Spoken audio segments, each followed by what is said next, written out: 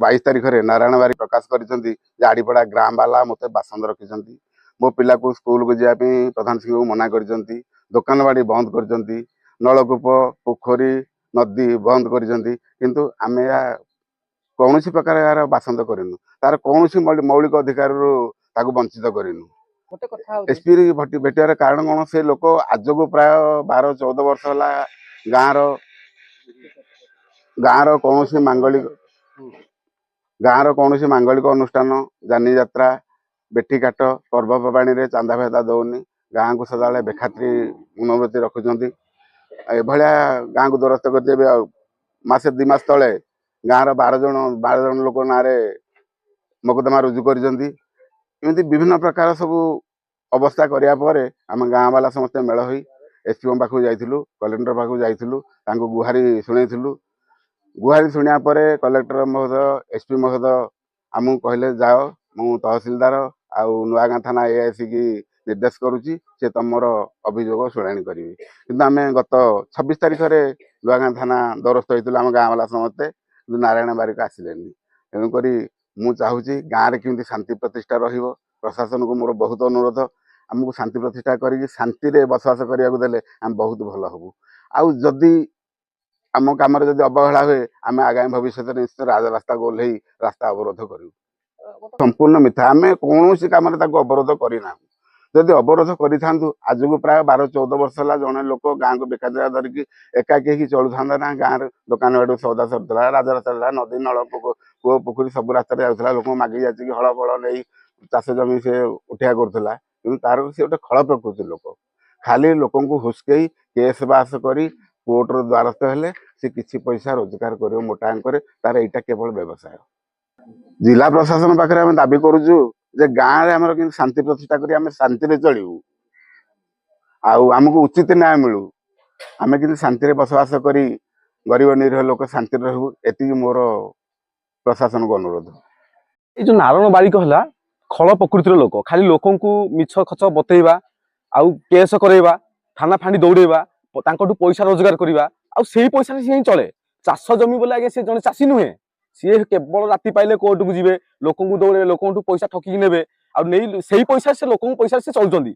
आ जो चाष जमी फसल नष्ट कराई जो गछ फच हणाई आगे देखु ये जो रास्ता हूँ आमर यहाँ हूँ आदर्श पोखरी की रास्ता आदर्श पोखरी की जाए रास्ता आगरू ये हल शगड़ सबू किसी जावास होता है धीरे धीरे से रास्ता एत जाम कर माने लोक चलिकी जावाक मुस्किल हो वर्षा हेले वर्षा जल भी नलकूप पानी भी जावाक आज्ञा असुविधा होती आम रास्ता साइड रे गोटे ड्रेन काढ़िलु आपन निजे देखु पाखरे ही नारायण बारिकर जगह रोचे किंतु नारायण बारिकर जगह आम किसी करना जदि भी नारायण बारिक कहते आम जगह आप जोर जोस्ती मारी बस गाँ वाला मोर प्रशासन को एति अनुरोध रोचे जे प्रशासन निजे आसतु ये जगार तदारख करूँ जगह माप करूँ तहसिलदार को भी अनुरोध जगह माप करूँ जदि भी जगह बाहर सी जगह नहीं जातु आमर किसी कहबार आपत्ति ना किंतु आमर जो चलने जो असुविधा होची बाकी गोटे रास्ता छाड़ी दिंतु एति प्रशासन बा तहसिलदार को मोर अनुरोध आती आम ग्रामवासी बहुत खुशी हे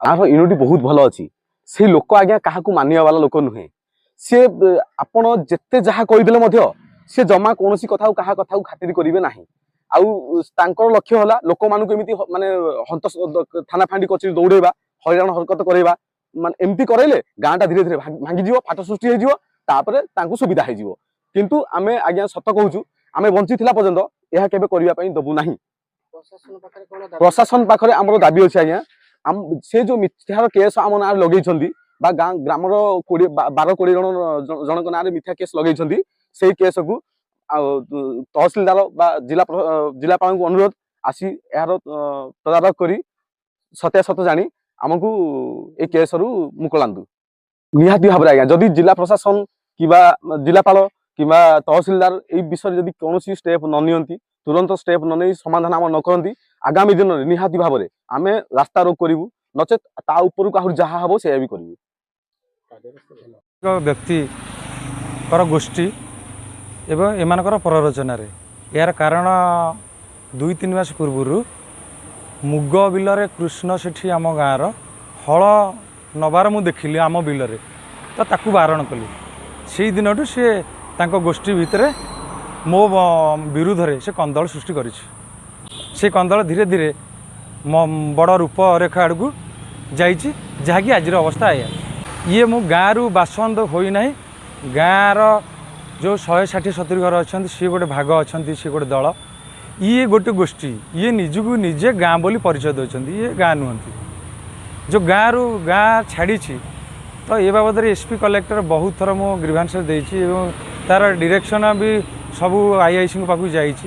ଏ ତ କହିଲେ ଲମ୍ବା ଆକାରରେ ରହିବ ଏବଂ ଆପଣ ବି ଅନୁଧ୍ୟାନ କରିବେ, ଖୋଜିଲେ ବି ପାଇପାରିବେ ଏସବୁ ବାବଦରେ। ଗାଁ ଛାଡ଼ିବାର ଯେଉଁ କଥା, ଗତ 16 ତାରିଖ ଦିନ ଯେଉଁ ପ୍ରକାର ସେମାନେ ଅଘଟଣ ଘଟେଇଲେ, ସେ ମୁଁ ଦେଇଥିବା ଏଫଆଇଆର ପ୍ରତ୍ୟେକ ବାକ୍ୟରେ ସତ୍ୟତା ପ୍ରକାଶିତ ବା ପ୍ରକାଶ ହୋଇପାରୁଛି ଏହି ଘଟଣାକୁ ନେଇକି। ତ 16 ତାରିଖ ଦିନ ସେ ଯେଉଁ ଅଘଟଣ ଘଟେଇଲେ ସେଇଟା ମାନନୀୟ ଫାଣ୍ଡି ଅଧିକାରୀ ମହିପୁର ସବୁ ଜାଣତରେ ଜ୍ଞାତସାରରେ। ନାରାୟଣ ବାରିକ ଜଣେ ଗାଁ ଲୋକଙ୍କର ସେବା କରି ଆସିଛନ୍ତି, 20-25 ବର୍ଷର ପ୍ରତ୍ୟେକ ପରିବାରର ବ୍ୟକ୍ତିବିଶେଷଙ୍କର ସେବା କରି ଆସିଛନ୍ତି। କିନ୍ତୁ ଯେଉଁ ମାନେ ଅଭିଯୋଗ କରୁଛନ୍ତି କି ଗଣମାଧ୍ୟମ ଆଗରେ କହୁଛନ୍ତି କିମ୍ବା ପ୍ରଶାସନିକ ଅଫିସର ଆଗରେ କହୁଛନ୍ତି, ସେମାନେ ସେ ଗୁଣ୍ଡାରାଜ କରୁଥିବା ଅସାମାଜିକ ବ୍ୟକ୍ତିଙ୍କର ଭୟରେ ହେଉ କି କୌଣସି ପ୍ରଲୋଭନରେ ହିଁ ସେ ଏହା କରିଛନ୍ତି। ସେମାନଙ୍କର କହିବା ପାଇଁ ଯେ ନାରାୟଣ ବାରିକ କିଛି ଭୁଲ ରଖିଛି, ଏଇଟା ସତ୍ୟ ନୁହେଁ। କ'ଣ ପ୍ରତିକ୍ରିୟା ରଖିବେ? ଏପରେ ଏରା ମିଛ, ଏସବୁ ସବୁ ମିଥ୍ୟା। ଏ ଗୁଣ୍ଡାରାଜଙ୍କର ପରରଚନା, ଏସବୁ କୁଚକ୍ରାନ୍ତ। ସେମାନେ ଯେଉଁ କରିଥିବା ଅଘଟଣ ଘଟଣା ତାଠୁ ମୁକ୍ତ ପାଇବା ପାଇଁ ଏରା ସବୁ ଅପଚେଷ୍ଟା, ଅପପ୍ରୟାସ। ଆଉ ଠିକ ସମୟରେ ସେ ଆସୁଥିଲା, ଠିକ ସମୟରେ ଯାଉଥିଲା, ଖାଇବା ପିଇବା ବି ତାର ସବୁ ଠିକ ଠାକ ଥିଲା। ଆଉ ଗାଁ ଲୋକର କୌଣସି ଅଭିଯୋଗ ନଥିଲା। ନାଇଁ ନାଇଁ କିଛି ନାହିଁ, ପ୍ରଥମରୁ ପଞ୍ଚମ ଯାଏ। ନାଇଁ ପାଠ ଠିକରେ ସେ ପଢୁଥିଲା, ଟିସି ନେଇକି ଗଲା। ଆମର ଏଠି ପ୍ରଥମରୁ ପଞ୍ଚମ ଯାଏ ଅଛି, ଟିସି ନେଇକି ସେ ଗଲାଣି। ଆମର ଏଠି ନାହିଁ ଆଉ କ୍ଲାସ, ପ୍ରଥମରୁ ପଞ୍ଚମ ଯାଏ କେବଳ ଅଛି। ଅନ୍ୟ ସ୍କୁଲ ସେ ନେଇକି ଗଲା କିଛି ନାହିଁ। ସେ ଯେମିତି ଆଜୁଆଲି 10ଟାରୁ 4ଟା ଆସୁଥିଲା, ଖାଇବା ମଧ୍ୟାହ୍ନ ଭୋଜନ ଖାଉଥିଲା, ଠିକ ସମୟରେ ପାଠ ପଢୁଥିଲା, କ୍ଲାସ ବି ଠିକରେ କରୁଥିଲା। ପରିବାର କୌଣସି ନାହିଁ କି ଗାଁ ଲୋକ କୌଣସି ଅଭିଯୋଗ କେହି କରୁନଥିଲେ। ଗଣ୍ଡଗୋଳ ସେ ଆଗ ସୌଦାପତ୍ର ଦୋକାନ ରହୁଥିଲେ, ସୌଦାପତ୍ର ଦେଲୁନି ବୋଲି ସେ ଆଗ ଗଣ୍ଡଗୋଳ କରିଥିଲେ। ଗାଁ ଗଲା କହିବ ସକ ସେ ଗଣ୍ଡଗୋଳ କରିଥିଲେ। କିନ୍ତୁ ହେଲେ ମଧ୍ୟ ସୌଦାପତ୍ର ଦେଲୁ, ପଇସା ଦବୁ ସୌଦାପତ୍ର ବି ଖାଇବୁ ଦଉଥିଲୁ। ସେ ସମସ୍ତେ କହିବା ଲାଗି ଦଉଥିଲୁ ଆମେ ସୌଦାପତ୍ର। ଏଟା ଆମ ତ কোনো ବିଶେଷ ନିଅନ୍ତିନି, ବାକି ପକ ନେଲାକୁ ସେ କହିଲା ଗଣ୍ଡଗୋଳ କଲା। ସେ 750 ହଉଥିଲା। ସେ ନାରାୟଣ ବାରିକ ନାଇଁ ମନା କରିନାହାନ୍ତି ଆମକୁ। ନାଇଁ ନାଇଁ ଏଟା ମିଛଟା, କିନ୍ତୁ ଦଉଥିଲୁ ସେ ସୌଦାପତ୍ର ଖାଉଥିଲେ। ନାରାୟଣ ବାରିକ ମିଛ କହୁଛି।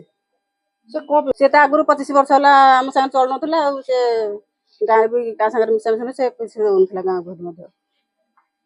ସାର୍ ସେ ଖାଲି ଦିନ ରାତି 24 ଘଣ୍ଟା ଖାଲି ଆମ ଗାଁର ବାପ ଭାଇ ମାଉସୀ ଭଉଣୀ ମାନେ ଯେତିକି ଅଛନ୍ତି ସମସ୍ତେ ଖାଲି ନଦୀ ପୋଖରୀ ବାଟ ଚଲେଇ ଦଉନି। ତା ସ୍ତ୍ରୀ ଗାଳି ଗୁଲଜ କରୁଛି। ସିଏ ନଳକୂଅରେ ଆସିଲେ ସେ ଶୁଙ୍କୁଡି ସାଙ୍କଡା ମାଜ ମୁଜି କରୁଛି, ଆମେ କହିଲେ ଆମ ସାଙ୍ଗରେ ଗାଳି ଗୁଲଜ କରୁଛି। ଆଉ ତା ସିଏ ଯାହା ସାଙ୍ଗରେ ସିଏ ଭାଇରେ ଟିକେ କି କିଏ କାହା ସାଙ୍ଗରେ ଟିକେ ଅପଡ଼େନିକ ସାଇ ଭାଇରେ କେମିତି ମୁହଁ ଫୁଲା ବୁଲିକି ମାଡ଼ ଗୋଡ଼ ଟିକେ ଲାଗୁନାହାନ୍ତି କି, ତାକୁ ବତା ଶିଖା କରିକି ଚାଲ କେସ୍ କରିବି, ଚାଲ ଅମ କରିବା, କାଲି ଢଙ୍ଗ କରିବା ବୋଲିକି ଖାଲି ଗାଁ ଯାଉ, ଖାଲି ଆଉ ସାହି ପଡିଶା ସମସ୍ତେ ଏମିତି ଭାଇରେ ସବୁ କେସ୍ ବାସ କରିକି ଗାଁ ଆମର ଭାଙ୍ଗି ସାଇଲାଣି ପୁରା। ସେଇ ନାରାୟଣ ବାରିକ। ଏବେ ସିଏ ଆମ ସମସ୍ତେ ମାଇ ଝିଅ ମାନଙ୍କୁ, ପୁଅ ପିଲାମାନଙ୍କୁ ସମସ୍ତେ ଗାଳି ଗୁଲଜ କରିକି ସିଏ ଏବେ ଗାଁରେ ଗୋଟେ କେସ୍ ବାସ କରି ଗୋଟେ ସମସ୍ତେ ହତାଶ କରିସାରିଲାଣି ଗାଁ ସାରାକୁ। ଆଉ କଣ ଆମେ ମାଇ ଝିଅ ମାନେ ଆମେ ଥାନା କଚୁରୀ ଦେଖିନଥିଲୁ, ଆମେ ଥାନା କଚୁରୀ କି ତା ଲାଗି ବୋଲି ଆମେ ଗଲୁ। କଣ ପାଇଁ ଗଲୁ? ଆମ ପୁଅ କହିତା ନା ଆମେ କଣ ଦୋଷ କରିଥିଲୁ ତାର ଯାଏ ସେ ଆମେ ଥାନା କଚୁରୀ ଆମେ ନେଇକି ଛିଡା କଲା।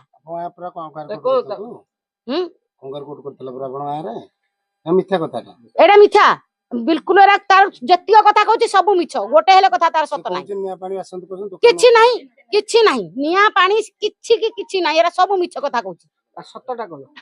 ସତଟା ସେ ଗାଁ ସାରା ସେ କାହିଁକି ଆମ ଗାଁକୁ ଏମିତି 20-22 ବର୍ଷ ହେଲା ଆମ ଗାଁ ଟାକୁ ସେ ଅରାଙ୍ଗ କରିସାରିଲାଣି। ସିଏ ଏକୁଟିଆ, କାହା ସାଙ୍ଗରେ ସେ ମିଶାମିଶି ନାହିଁ। ଆମେ ଦେଖିନୁ ଚାନ୍ଦା କି ଭଲ କି ମନ୍ଦ କି ଆମ ଗାଁରେ ଚାନ୍ଦା ଭେଦା ଭଲ ମନ୍ଦ ସେ କିଛି ନାହିଁ।